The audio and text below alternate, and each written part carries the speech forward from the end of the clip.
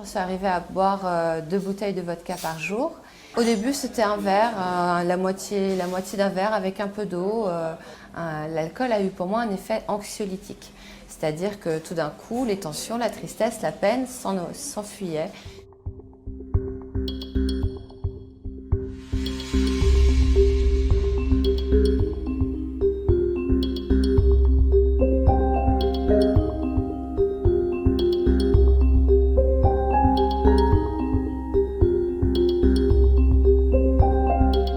Je suis tombée dans l'alcool pour noyer ma tristesse. Mon fils m'a fait part d'une situation. Pour moi, le monde s'est écroulé. Il a été victime d'inceste. Je l'ai cru immédiatement. J'ai porté à bout de bras toute la procédure de justice qui a été très très longue. Ça a été un parcours du combattant. Et lorsque tout a été dans les mains de la justice, je me suis retrouvée, évidemment, je m'étais arrêtée de travailler. Je n'avais plus le temps de travailler et je n'avais pas la tête à ça. Et donc, quand tout a été dans les mains de la justice, je me suis retrouvée avec mon fils qui allait mal et avec tout ce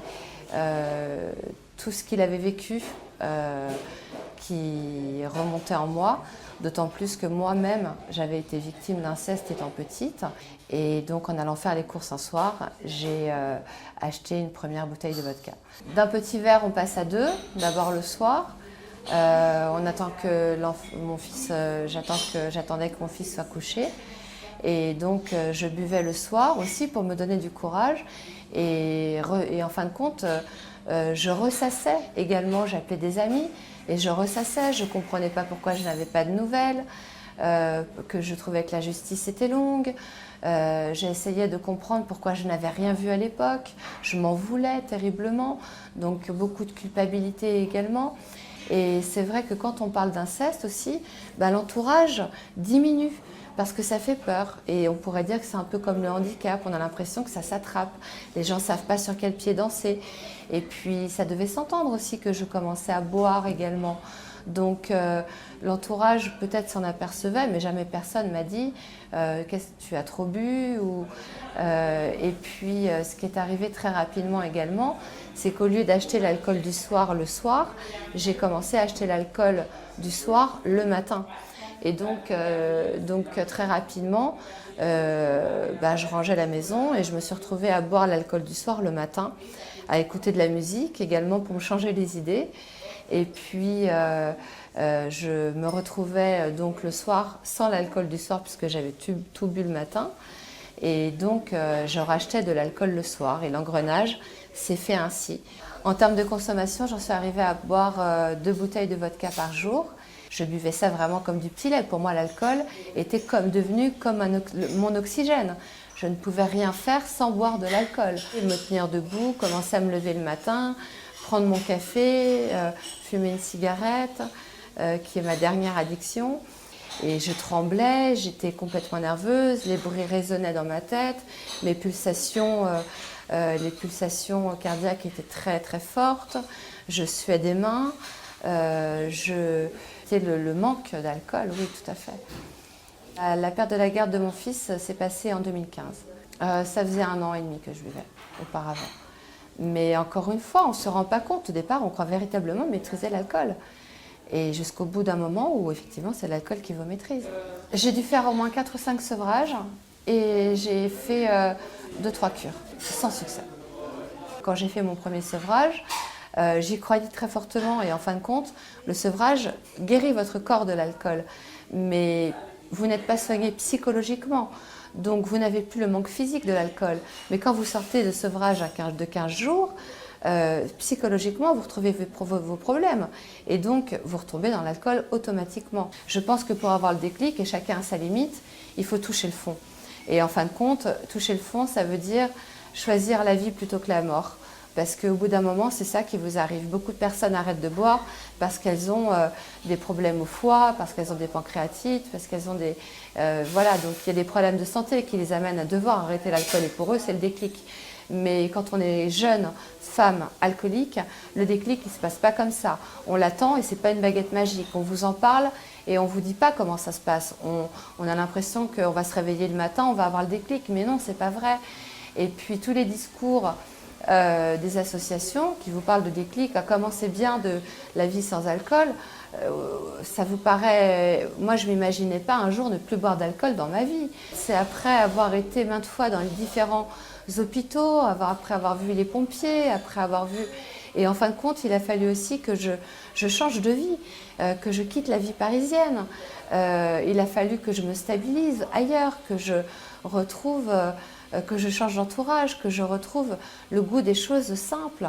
Et c'est l'hôpital psychiatrique aussi, qui n'était pas ma place en tant qu'alcoolique, qui m'a fait prendre conscience de cela, parce que j'étais avec des personnes qui ont des dérèglements psychologiques assez importants.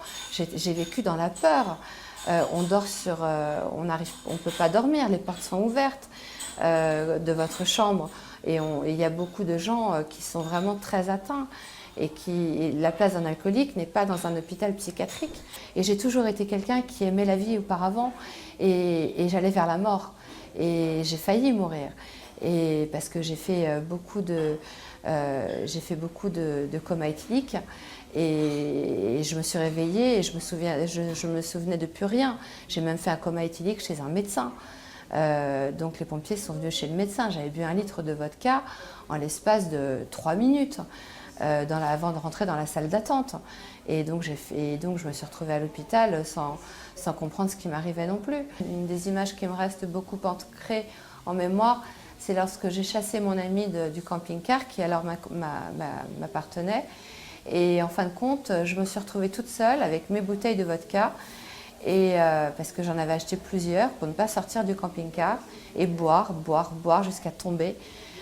Et en fin de compte, je n'ai pas réussi à monter dans le lit qui était en hauteur et mes muscles n'arrivaient pas à me faire monter et il y avait de la vodka par terre, donc c'était sucré, collant, c'était dégueulasse et puis je tapais la bouteille et puis j'ai bu jusqu'à plus soif et je me suis réveillée par terre et en fin de compte c'est ma mère qui de Paris a appelé les pompiers, ont tapé à la porte et m'ont amenée à l'hôpital. On arrête l'alcool et on a l'impression qu'on est arrivé au sommet de la montagne.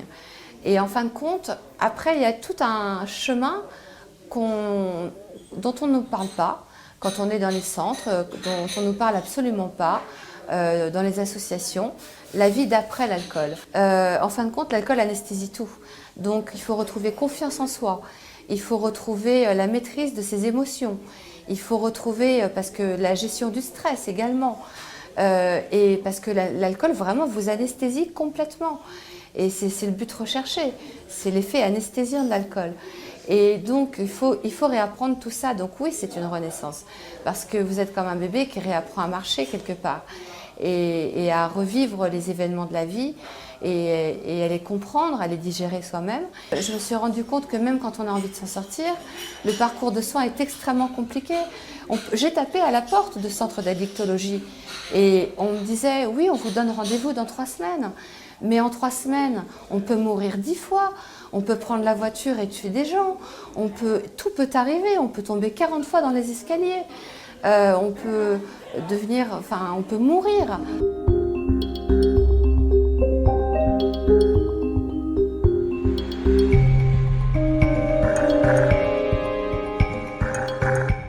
Pour moi, c'est terminer l'alcool. La case alcool est terminée, vraiment finie. Parce que je sais qu'un verre en entraîne un autre. Et la case alcool est tellement terminée pour moi.